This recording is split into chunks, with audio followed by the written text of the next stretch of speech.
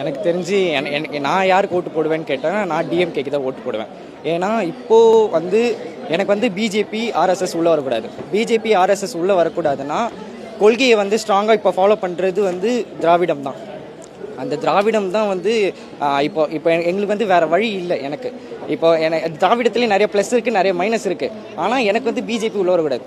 எவன் நல்லவன் கம்பேர் பண்ணுறதை விட எவன் கெட்டது கொஞ்சம் கம்மியாக செய்வான் அப்படின்னு கம்பேர் பண்ணும்போது டிஎம்கே ஓரளவுக்கு ஓகேவாக தான் இருக்குது. ஏன்னா பிஜேபி ஆர்எஸ்எஸ் வரக்கூடாது. அதனால் வந்து டிஎம்கேக்கு தான் ஓட் போடுவேன். டிவிகே வந்து வெறும் டிஎம்கே மட்டும் தான் எதிர்க்குது. அது டிவிகே எப்போ பிஜேபி எதிர்க்குதோ அப்போ கூட யோசிக்கலாம். ஆனால் விஜய்க்கு வந்து எனக்கு நான் பார்த்த வரைக்கும் இப்போ வரைக்கும் லீடர் கெப்பாசிட்டி விஜய் கிட்டே கிடையாது. ஏன்னா அரசியல் எதிரி வந்து டிஎம்கேன்னு சொல்கிறாரு, கொள்கை எதிரி வந்து பிஜேபின்றாரு. அரசியல் இல்லாத கொள்கையும் கிடையாது, கொள்கை இல்லாத அரசியலும் கிடையாது. அப்படின்னு பார்க்கும்போது கொள்கை எதிரியை வந்து இது வரைக்கும் அவர் வந்து மாற்றி பேசினதே கிடையாது. ஒரு எல்லாத்துலேயும் வந்து டிஎம்கே தான் சொல்கிறார். திருப்பரங்குன்றத்துலேயே அவர் வாய்ஸ் வந்து ரைஸ் பண்ணல. கவின் ஆணவ கொலையத்துலேயும் வந்து அவர் வாய்ஸ் ரைஸ் பண்ணல. எவ்வளோ தான் இது சென்ட்ரல் கவர்மெண்ட் வந்து எவ்வளோ தான் இது பண்ணாலும் அவங்க வந்து சென்ட்ரல் கவர்மெண்ட்டுக்கிட்ட கொஞ்சம் சேஃபாக தான் இருந்துக்கிறாங்க. அவங்க வந்து அவங்களை பொறுத்த வரைக்கும் டிஎம்கே மட்டும் தான் சொல்லிட்டு இருக்காங்க.